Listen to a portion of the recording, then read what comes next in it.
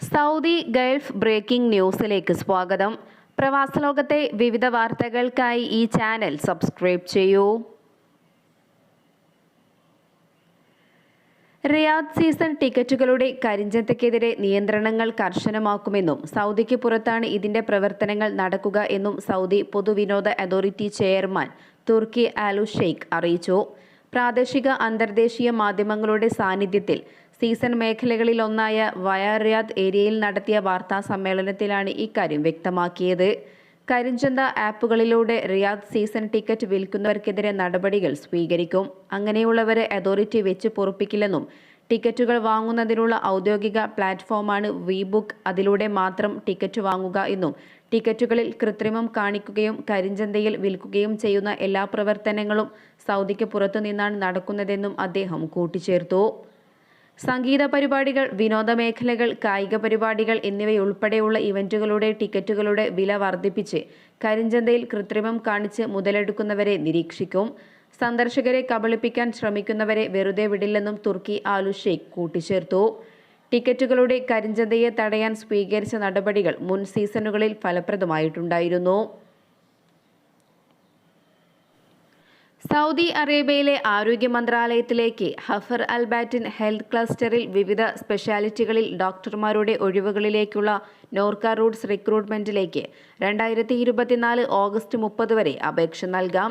Breast surgery, emergency, general medicine, general surgery എന്നീ specialist തസ്തികകളിലേക്കും critical care, neurology, vitreo retinal ophthalmologist, interventional radiology, cardiac catheterisation, paediatric ICU, neonatal ICU, emergency എന്നീ സ്പെഷ്യാലിറ്റികളിൽ consultant തസ്തികകളിലുമാണ് ഒഴിവുകൾ. വിശദമായ ബയോഡാറ്റയും വിദ്യാഭ്യാസം, പ്രവൃത്തി പരിചയം, പാസ്പോർട്ട് എന്നിവയുടെ പകർപ്പുകളും സഹിതം പ്രത്യേക മെയിൽ IDയിലേക്ക് 2024 ഓഗസ്റ്റ് 30 രാവിലെ 11 മണിക്കകം അപേക്ഷ നൽകാവുന്നതാണ്. UAEയിൽ സെപ്റ്റംബർ 1 ഞായറാഴ്ച ആരംഭിക്കുന്ന വിസ പൊതുമാപ്പ് പ്രോഗ്രാമിലേക്കുള്ള അപേക്ഷകരെ സ്വീകരിക്കാൻ എല്ലാ ഒരുക്കങ്ങളും പൂർത്തിയാക്കിയതായി ദുബൈയിലെ general directorate of residency and foreigners affairs അറിയിച്ചു. ഈ വർഷം ഒക്ടോബർ 30 വരെയാണ്. 2 മാസമാണ് പൊതുമാപ്പ് കാലാവധി. ദുബൈയിലുടനീളമുള്ള 84 ആമർ കേന്ദ്രങ്ങളിൽ ഏതിലേക്കും അപേക്ഷകർക്ക് പോകാമെന്നും GDRFA വ്യക്തമാക്കി. കൂടാതെ അൽ അഖീറിലെ GDRFA കേന്ദ്രത്തിൽ നിയമലംഘകർക്ക് സ്റ്റാറ്റസ് മാറ്റാൻ പ്രത്യേക സംവിധാനവും ഒരുക്കിയിട്ടുണ്ട്. രാജ്യത്ത് തുടരാൻ ആഗ്രഹിക്കുന്നവർക്കുള്ള എല്ലാ സേവനങ്ങളും ആമിർ സെന്ററുകൾ കൈകാര്യം ചെയ്യുകയും ബയോമെട്രിക് ഫിംഗർ പ്രിന്റ് ഉള്ളവർക്ക് എക്സിറ്റ് പെർമിറ്റ് നൽകുകയും ചെയ്യും. അതേസമയം GDRFAയുടെ അൽ അവീർ സെന്റർ വിരലടയാള സൗകര്യമായി പ്രവർത്തിക്കുകയും അതേസമയം രാജ്യം വിടാൻ ആഗ്രഹിക്കുന്നവർക്ക് ഡിപ്പാർച്ചർ പെർമിറ്റ് നൽകുകയും ചെയ്യും. ലോകത്തിലെ സ്മാർട്ട് നഗരങ്ങളുടെ പട്ടികയിൽ മസ്കറ്റ് സ്ഥാനം പിടിച്ചു. International institute four management development തയ്യാറാക്കിയ 2024 സ്മാർട്ട് സിറ്റി പട്ടികയിൽ 142 നഗരങ്ങളിൽ 88 സ്ഥാനത്താണ് ഒമാന്റെ തലസ്ഥാന നഗരം. 96 സ്ഥാനത്ത് നിന്നും 8 സ്ഥാനങ്ങൾ മെച്ചപ്പെടുത്തി. നഗരങ്ങളിലെ അടിസ്ഥാന സൗകര്യങ്ങളെക്കുറിച്ചും സാങ്കേതിക പ്രയോഗങ്ങളെക്കുറിച്ചും മറ്റുമുള്ള താമസക്കാരുടെ വിലയിരുത്തൽ അടിസ്ഥാനമാക്കിയാണ് പട്ടിക തയ്യാറാക്കിയിരിക്കുന്നത്. അടിസ്ഥാന ശുചിത്വം, പുനരുപയോഗ സേവനം, പൊതുസുരക്ഷ എന്നിവയും മസ്കറ്റ് നഗരം പോയിന്റിൽ മികച്ചു നിന്നു. രാജ്യത്ത് അടിയന്തരമായി O പോസിറ്റീവ് ഗ്രൂപ്പ് രക്തം ആവശ്യമുണ്ടെന്ന് സെൻട്രൽ ബ്ലഡ് ബാങ്ക് അധികൃതർ അറിയിച്ചു. ഈ വിഭാഗത്തിൽപ്പെട്ടവർ ബോഷറിലെ ബ്ലഡ് ബാങ്ക് ആസ്ഥാനത്തെത്തി രക്തം ദാനം ചെയ്യണമെന്നും അധികൃതർ കൂട്ടിച്ചേർത്തു. ദാതാക്കളുടെ എണ്ണത്തിൽ ഗണ്യമായ കുറവുണ്ടായതിനാൽ എല്ലാ ഗ്രൂപ്പുകളുടെയും രക്തം ആവശ്യമുണ്ട്. ബോഷർ ബ്ലഡ് ബാങ്കിൽ ഞായറാഴ്ച മുതൽ വ്യാഴാഴ്ച വരെ രാവിലെ 8 മണി മുതൽ രാത്രി 8 വരെയും വെള്ളിയാഴ്ച രാവിലെ 8 മുതൽ ഉച്ചയ്ക്ക് 2 മണി വരെയും നേരിട്ടെത്തി രക്തദാനം ചെയ്യാം. മുൻകൂട്ടി ബുക്ക് ചെയ്യേണ്ട ആവശ്യമില്ലെന്നും അധികൃതർ കൂട്ടിച്ചേർത്തു. ന്യൂനമർദ്ദം ശക്തി പ്രാപിച്ചതായും ചുഴലിക്കാറ്റാകാൻ സാധ്യതയുണ്ടെന്നും കാലാവസ്ഥാ നിരീക്ഷണ കേന്ദ്രത്തിന്റെ മുന്നറിയിപ്പ്. നിലവിൽ ഇന്ത്യൻ ഉപഭൂഖണ്ഡത്തിന്റെ വടക്ക് പടിഞ്ഞാറായി കേന്ദ്രീകരിച്ചിരിക്കുന്ന ന്യൂനമർദ്ദം ശക്തി പ്രാപിച്ചിട്ടുണ്ട്. ഒമാൻ തീരത്ത് നിന്നും 1000 കിലോമീറ്റർ അകലെയുള്ള ന്യൂനമർദ്ദത്തിന് 28 മുതൽ 38 നോട്ട് വേഗതയിലാണ് കാറ്റിന്റെ വേഗത. അടുത്ത 48 മണിക്കൂറിനുള്ളിൽ ഉഷ്ണമേഖല ചുഴലിക്കാറ്റായി മാറാനും ഒമാൻ കടലിലേക്ക് നീങ്ങാനും സാധ്യതയുണ്ട്. അടുത്ത ആഴ്ച ആദ്യം മുതൽ ഒമാനിൽ മഴയ്ക്ക് സാധ്യതയുണ്ടെന്നും കാലാവസ്ഥാ നിരീക്ഷണ കേന്ദ്രം അറിയിച്ചു. ഒമാനിൽ ശൈത്യകാലത്തിന്റെ വരവറിയിച്ച് സുഹൈൽ നക്ഷത്രം പ്രത്യക്ഷപ്പെട്ടിട്ടും രക്ഷയില്ല. കഴിഞ്ഞ 24 മണിക്കൂറിനിടെ 47.9 ഡിഗ്രി സെൽഷ്യസാണ് രാജ്യത്ത് രേഖപ്പെടുത്തിയ താപനില. ഹംറ അൽ ദ്രൂവ് പ്രദേശത്തായിരുന്നു ഇത്. സുനൈന 47.5, ഫഹൂദ് 47.7, ബുറൈമി 46.7, അൽഖാമിൽ അൽ വാഫി 46.4, മക്ഷിൻ 46.3, സമയം 45.9 എന്നിങ്ങനെയാണ് വിവിധ സ്ഥലങ്ങളിൽ റിപ്പോർട്ട് ചെയ്ത ഉയർന്ന താപനില.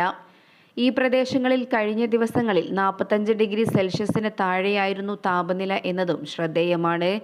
ഇവിടങ്ങളിൽ ഓഗസ്റ്റ് 3-ാം വാരം മുതൽ തുടർച്ചയായി ലഭിച്ച മഴ താപനില കുറയാൻ സഹായകമായിരുന്നു. മഴ മാറിയതോടെ ചൂട് വീണ്ടും ഉയർന്നു. ചൂടിനൊപ്പം അന്തരീക്ഷ ഈർപ്പവും അനുഭവപ്പെടുന്നുണ്ട്.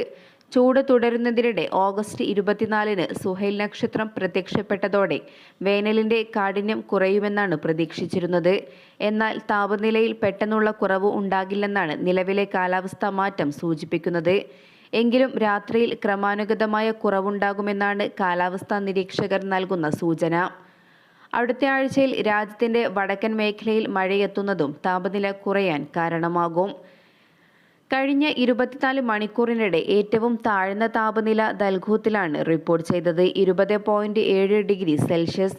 കൈറൂൻ, ഹിർത്തി, സൈക്ക് എന്നിവിടങ്ങളിൽ 21.7 ഡിഗ്രിയും ഷാലിമിൽ 22.4 ഡിഗ്രിയും ഹലാനിയത്തിൽ 23.1 ഡിഗ്രിയും ജാലോനി, റാസൽഹത്ത് എന്നിവിടങ്ങളിൽ 23.8 ഡിഗ്രിയും ധാക്കയിൽ 24.2 ഡിഗ്രിയും താപനില റിപ്പോർട്ട് ചെയ്തു.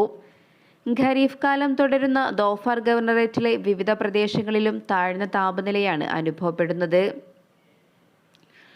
അതേസമയം ചൂട് കാലാവസ്ഥ പരിഗണിച്ച് പുറത്ത് ജോലിയെടുക്കുന്നവർക്ക് മന്ത്രാലയം അനുവദിച്ച മധ്യാഹ്ന വിശ്രമം നാളെ അവസാനിക്കും. നിർമ്മാണ മേഖലയിലെ തൊഴിലാളികൾക്കാണ് വിശ്രമം അനുവദിക്കണമെന്ന് അധികൃതരുടെ നിർദ്ദേശം നിലനിന്നിരുന്നത്. ഉച്ചയ്ക്ക് 12:30 മുതൽ 3:30 വരെയായിരുന്നു വിശ്രമം. ശാരീരിക അസ്വസ്ഥതകളിൽ നിന്നും തൊഴിലാളികളെ രക്ഷപ്പെടുത്തുന്നതിനാണ് നിയമം കൊണ്ടുവന്നിരുന്നത്. ജൂൺ 1 മുതലാണ് നിർദ്ദേശം നിലവിൽ വന്നത്. എല്ലാ വർഷവും ചൂട് കൂടുന്ന കാലാവസ്ഥയിൽ വിശ്രമ സമയം അനുവദിക്കണമെന്ന് മന്ത്രാലയം നിർദ്ദേശം നൽകാറുണ്ട്.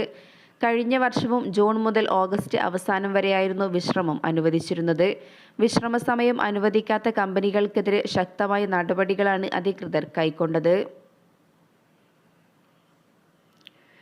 ദാഖ്ലിയ ഗവർണറേറ്റിൽ തൊഴിൽ നിയമം ലംഘിച്ച 100-ൽ പരം പ്രവാസികൾ അറസ്റ്റിലായി. മനാഹ് വിലായത്തിലെ വിവിധ ഭാഗങ്ങളിൽ തൊഴിൽ മന്ത്രാലയം ഡയറക്ടറേറ്റ് ജനറൽ ഓഫ് ലേബർ വിഭാഗം നടത്തിയ പരിശോധനയിലാണ് 107 പ്രവാസികളെ പിടികൂടിയത്. തൊഴിൽ മേഖലയിൽ ഉൾപ്പെടെയാണ് മന്ത്രാലയം ഉദ്യോഗസ്ഥർ പരിശോധന നടത്തിയത്. അറസ്റ്റിലായവരെ തുടർ നടപടികൾ സ്വീകരിച്ചു വരികയാണ്.